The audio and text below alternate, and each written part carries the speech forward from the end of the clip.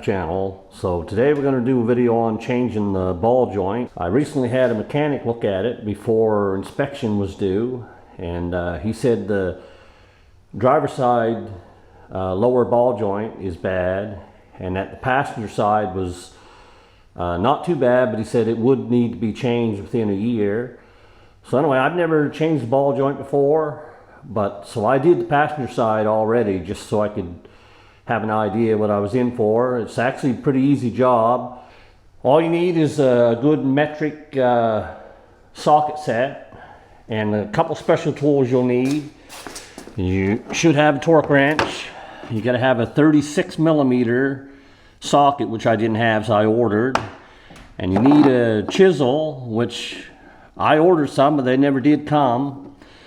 So I'm using this punch. It's not ideal, but it'll do the job. And you need a set of snap ring pliers, which I also don't have, but you can get around that.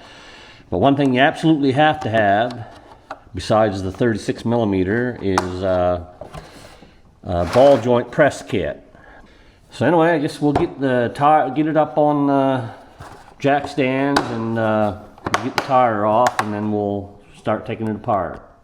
Okay, so I'm going to start with the tie rod end. It's 21mm. I used the impact gun to zip it off.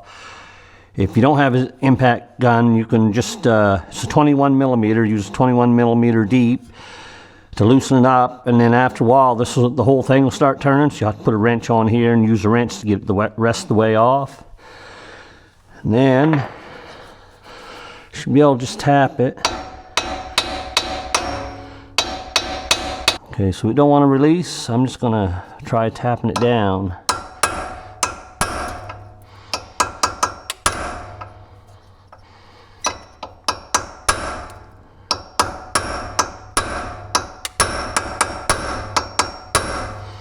It's funny, the other one come right out. That one there's a little more rusted, I guess.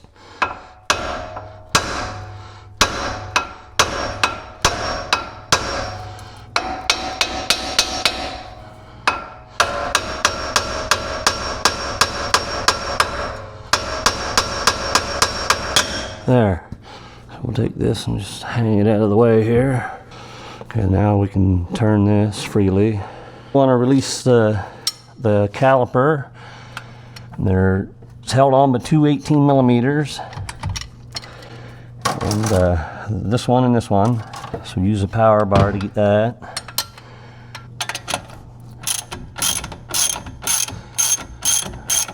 Okay, so these brakes are fairly new, so there's no ridge build up. If yours are a little older, you'll want to get a pry bar screwdriver to compress the pistons a little bit so it slides off easier. Then you're going to want to hang this up. I just lay mine there. Okay, now we need a T30. Let's remove this Torx here.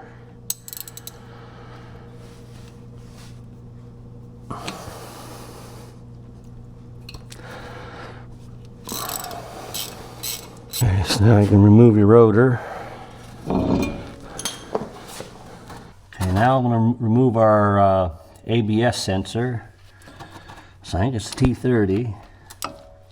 Okay, so once that's loose, it's also fastened back here by a 10mm. I'm going to remove that.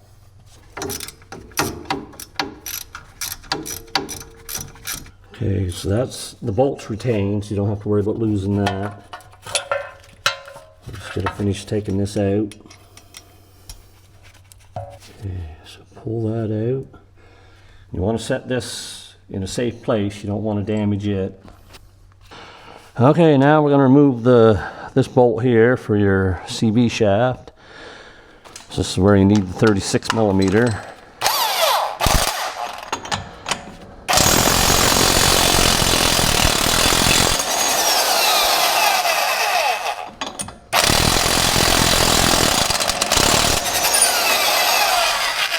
Okay, so once you got the nut off, there's a washer in here. You want to try to fish that out.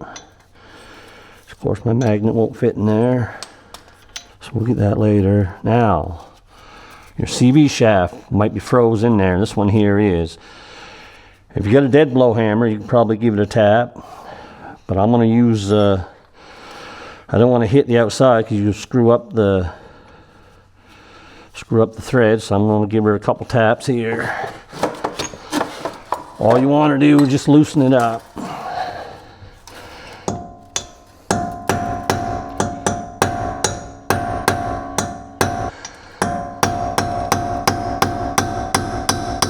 Okay, there, I see it moving now. Yeah. Okay, so we got that loosened up. Okay, so the upper ball joint's held with an 18 millimeter.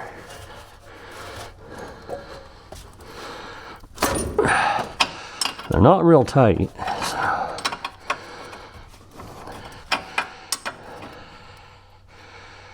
You can see that it's turning, so I got to get a one of them hex bits to go up in there to hold it. I didn't even try to get the impact gun up in there. It might have fit, I don't know, but just going to use a wrench. Now we won't remove this all the way till we get the bottom one. Get the bottom ball joint nut loose. And the bottom one's a 24 millimeter. I might be able to get the gun in there. No. So it might have been a better idea to loosen that bottom one before taking the tie rod off. Slip that tie rod back in there. Maybe not.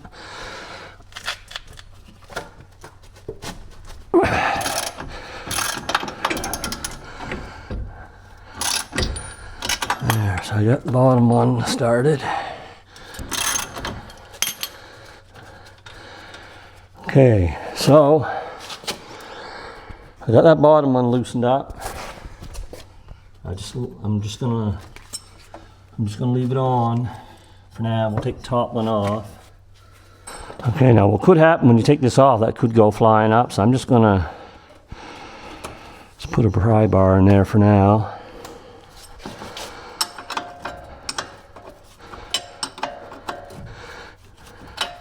Plus, if you hold it down, the thing won't turn on you.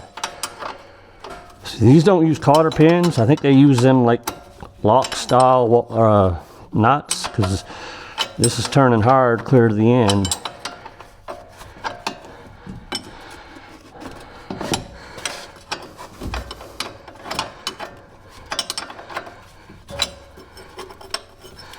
You got to put some pressure on it to keep it from turning. There. Now we'll just release it here.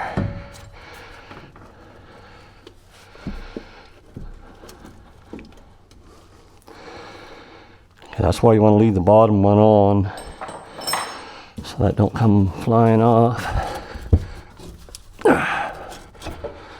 There. Now, remove the bottom one, but first I guess I want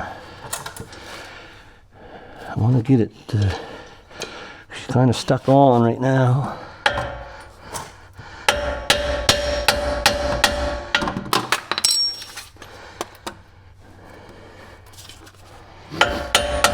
There. Now I can take the nut off. Now that's still, that shaft still doesn't want to come right out, so I'm going to have to give it a few hits. I'll put the nut back on here. There's that washer. Okay, the shaft. Still don't want to come out. Problem with driving in the wintertime, everything likes to rust.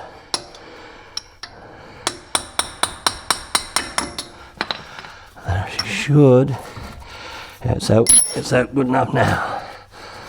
So now we're going to move this bottom bolt. Pull everything off.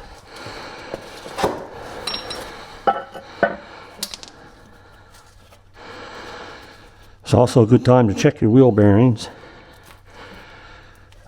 These ones seem to be good. They're tight, but there's no notchiness in it. Okay guys, so I cleaned that up a little bit. So what I want to do is, you want to beat this. You can see where they've turned it over here. There's 1, 2, 3, 4, 5, 6.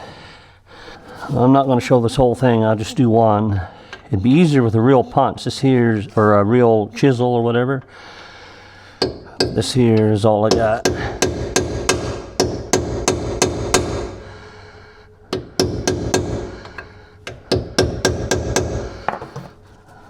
So basically what you want to do is round that whole thing off, have it round.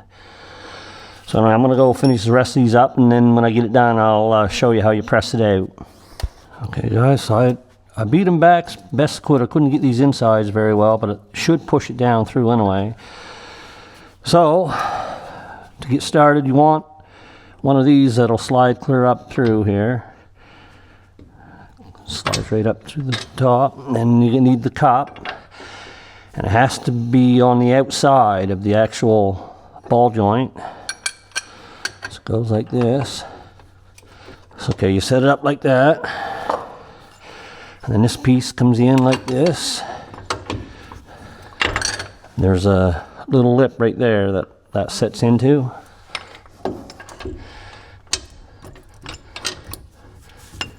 And you want to center it as best you can. Get it started first.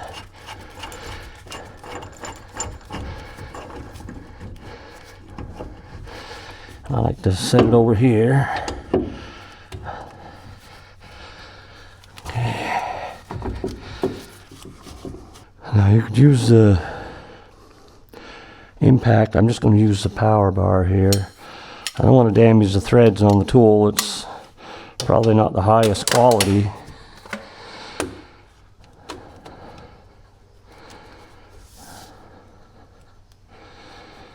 I just start out just going slow. Okay guys, so I had to rearrange this a couple times to get it just right, but now you can see it's pressing the ball joint out now. Okay, so it turned quite hard, but once you get it started, it starts turning easier. I don't imagine I can use the ratchet just yet, but maybe I can. Yeah, I can. So I don't know if you can see that. See it pushing down. There. So, them little tabs, you definitely got to beat, or you definitely should beat them down. But if you end up with one towards the back here that's sticking out, you can see where it scratched it going down in. So that one wasn't bent over far enough, but it was still able to push it through. So I'd say just do your best to get around the front portion, and try to get the back portion if you can, but if you can't, it'll still push it out. So anyway, she's all out. We're just going to clean that up a little bit, and then we'll put the new one in. Okay, so what I would recommend for your GM vehicles to buy your parts directly from GM. Now I wanted to put a GM one back in this, and now my parts guy told me that in order to get the ball joint, the lower ball joint, you had to buy the whole control arm. Okay, so this is what we're putting in, the premium Dorman ball joint. Now, do I recommend this? No, I don't. I don't recommend any of them other than GM, but like I said, I didn't want to spend the $260. Now, if these things wear out in a year or two, which they probably will, then next time I probably will replace the entire control arm so I can get the GM one. Okay, now to install the ball joint, you're going to have to find one of these cups that fit right in here but doesn't pinch the rubber. If you can see, there's all kinds of room there for the rubber. And you use this here, and this will go down through the bottom of this like that. And we're just going to be pushing it up through. Now on the other end, on the top side, you need to use a cap like this here. That will slide down over, and that'll allow it to push it all the way up through. This will set right on here. And you push it right up through. Now, you don't have to do this. I'm going to put a little bit of brake grease on it. And this is safe for rubber, so if it gets on any of the rubber pieces, it's fine. Now, most of this grease will just push right out. But this may help it, may make it easier to push it out next time, which, buying a Dorman, I'll probably be doing it again before too long. But we'll see. I'll probably own this truck for quite a while yet, so if they go bad, I'll let you know in a year or two. Okay, so we got it lined up here. So I'll start with using the ratchet.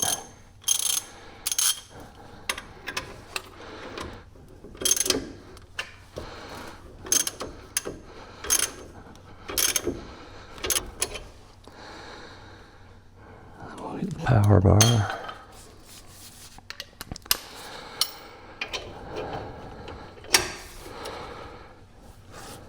We'll just crank it till she bottoms out.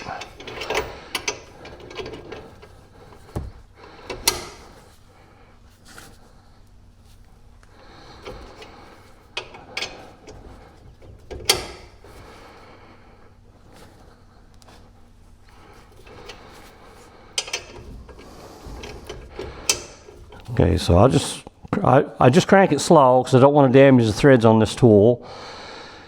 Anyway, when I get it done, I'll show you. You don't want any gap down in here. Plus the top part, you'll know if it's up far enough because you won't be able to get the ring on it. There's a little snap ring until it's all the way up through. Okay, once it's pressed in, you want to make sure there's absolutely no gap here, which there isn't. She's all the way up through. Now we got to put on the snap ring. Okay, here's the snap ring. Of course, I don't have any snap ring pliers, which makes this a little more difficult.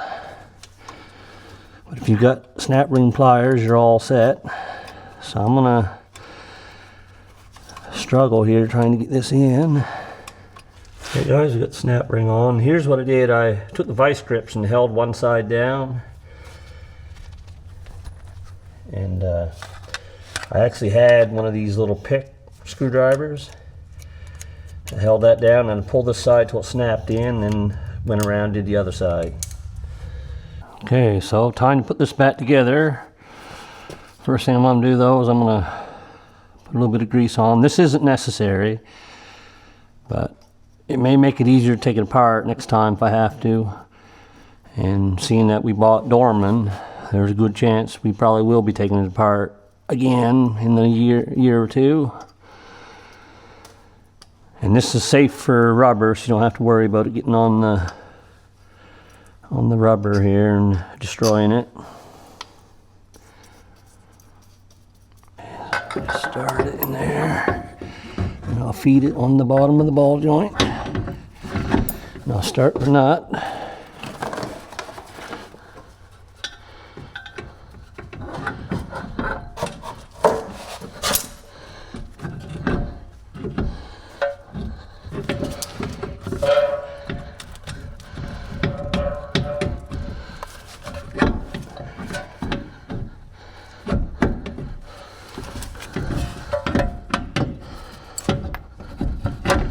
There. So start the nut on the bottom here.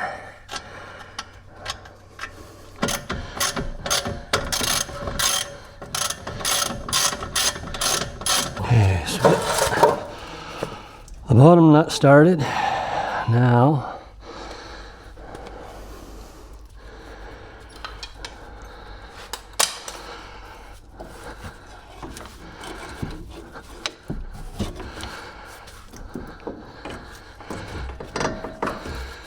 the nut started in this one.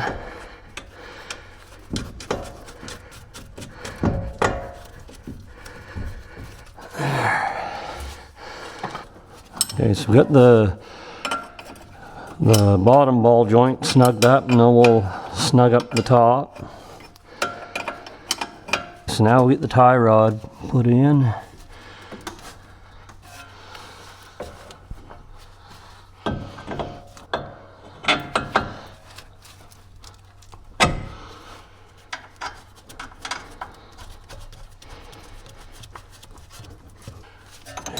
Just snug this up.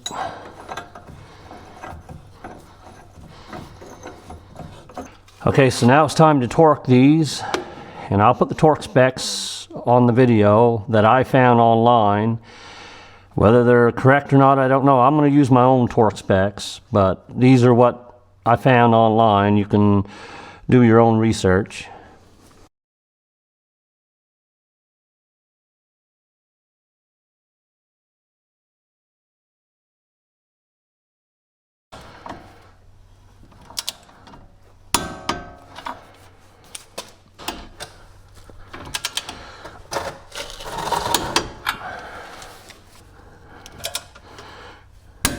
Okay, now for the center nut, I couldn't find one for the Colorado, but I see the Silverado use 174 foot-pounds.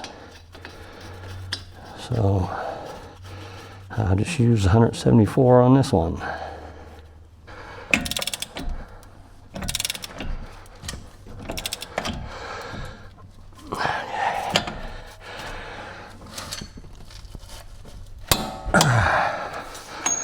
There. Put our ABS sensor back on. This doesn't have to be very tight. When you take it off, you'll see how easy it is. And you just feed your speed sensor back down in here. Or ABS sensor, I don't know what it's for. It's probably for everything. And this doesn't have to be super tight either. Okay, put our rotor back on. Just make sure we line it up. Put a little bit of anti-seize on it, keep it from seizing in. You just want to snuggie it up. You don't want to go super tight. Especially if you bought a Dorman, you'll probably be taking it apart again. Okay, so now we'll put the caliper back on.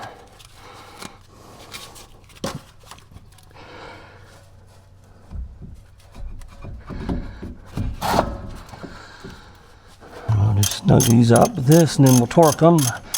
I'm not sure what the torque spec is, I just torque them to 80 foot-pounds.